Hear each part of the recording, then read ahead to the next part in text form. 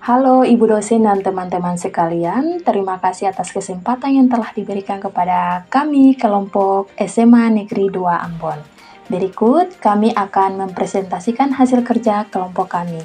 Sebelumnya, izinkan kami memperkenalkan diri kelompok. Perkenalkan, nama saya Badaria Sialana, ada juga rekan saya Chelsea Charlie Gomis, Fani Apriani Latukonsina, dan Dede Nopi. Untuk menghargai waktu, langsung saja saya persilahkan kepada rekan saya untuk menjelaskan materi berikut ini. Ya baik, terima kasih. Sebelumnya perkenalkan, nama saya Dede Nopi. Di sini saya akan membahas mengenai bagaimana sih kondisi pendidikan di wilayah kepulauan. Ya, jadi pendidikan di daerah kepulauan itu sering menghadapi tantangan seperti aksesibilitas yang sulit, seperti kurangnya infrastruktur.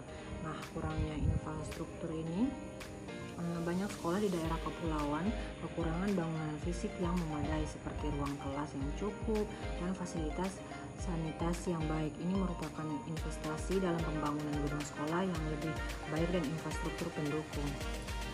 Ini memerlukan investasi dan pembangunan gedung sekolah yang lebih baik dan infrastruktur pendukung. Kemudian minimnya fasilitas dan sumber daya.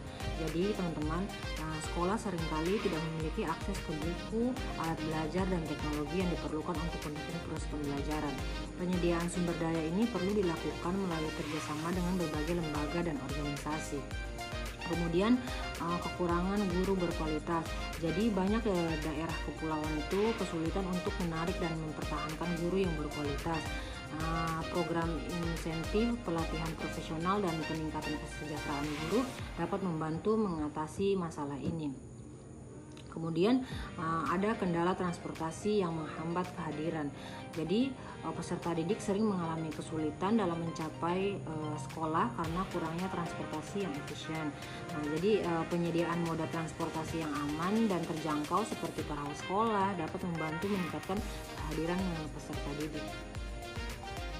Berikutnya, saya Fani Apriani Latukonsina akan menjelaskan tentang hambatan pelaksanaan program pendidikan yang dilaksanakan oleh pemerintah.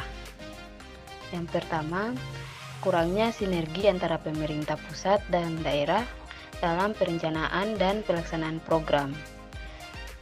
Yang berikut, proses administrasi yang panjang dan kompleks sehingga dapat menghambat pengiriman dana dan sumber daya.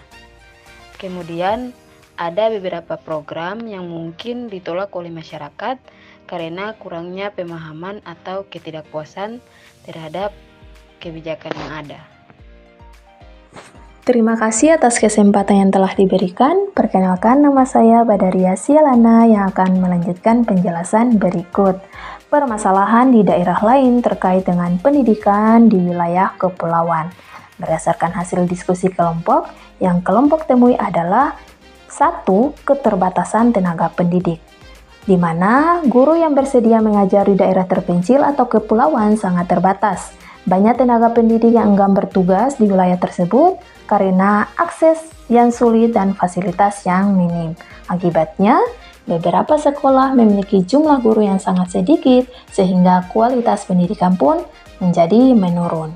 Selain itu, gaji dan tunjangan guru yang kurang menarik dibandingkan dengan biaya hidup dan tantangan di daerah kepulauan tersebut. Permasalahan berikutnya adalah minimnya sarana dan prasarana. Sarana dan prasarana di wilayah kepulauan sangat tidak memadai.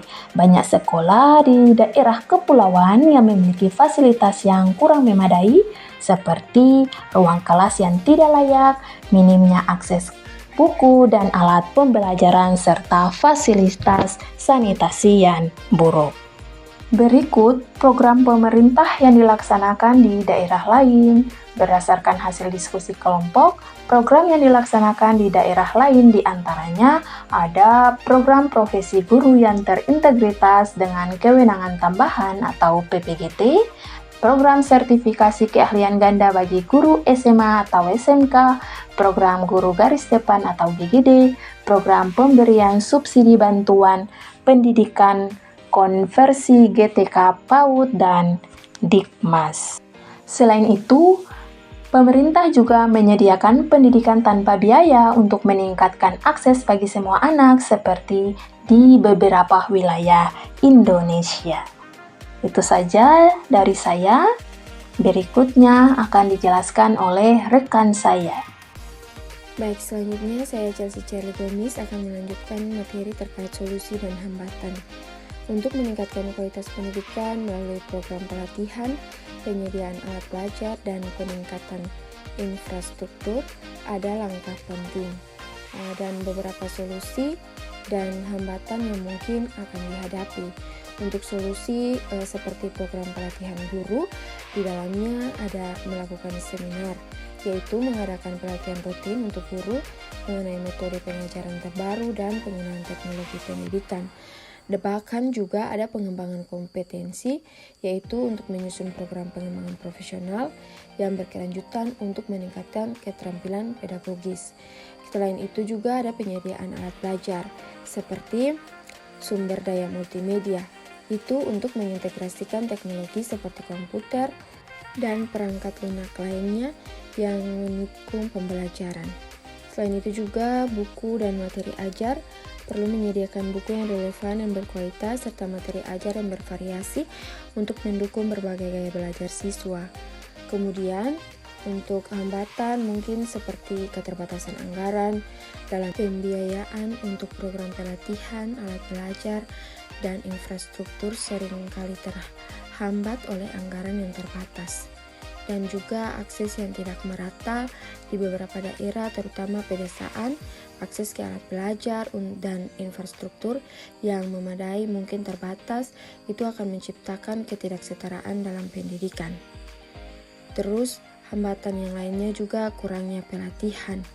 Tanpa pelatihan yang cukup, guru mungkin tidak merasa nyaman menggunakan alat baru atau teknologi yang dapat mengurangi efektivitas pembelajaran.